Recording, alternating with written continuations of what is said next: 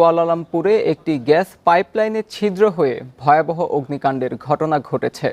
এতে অন্তত ৩৩ জন আহত হয়েছে। আগুন নিয়ন্ত্রণের চেষ্টা চালাচ্ছে ফায়ার সার্ভিস কর্মীরা। আহতদের মধ্যে ৬ জনকে হাসপাতালে ভর্তি করা হয়েছে। দেশটির কর্তৃপক্ষ জানায়, মঙ্গলবার মালয়েশিয়ার রাষ্ট্রীয় মালিকানাধীন জ্বালানি প্রতিষ্ঠান পেট্রোনাসের একটি গ্যাস পাইপলাইনে ছিদ্র হয়ে বিশাল অগ্নিকাণ্ডের সৃষ্টি হয়।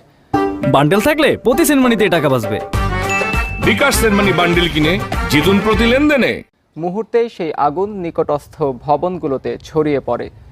এতে বেশ কিছু বাড়িঘর ক্ষতিগ্রস্ত হয়েছে। একটি ভবনের মধ্যে অনেক মানুষ আটকা পড়েছে। তাদের উদ্ধারের চেষ্টা চালাচ্ছে কর্তৃপক্ষ। মালয়েশিয়ার ফায়ার ডিপার্টমেন্ট জানিয়েছে, পুচং শহরে ৫০০ মিটার দীর্ঘ একটি পাইপলাইনের লিক থেকে বিশাল আগুনের শিখা উঠেছে। ইতিমধ্যে পেট্রোনাস আগুন লাগা পাইপলাইনের ভালভ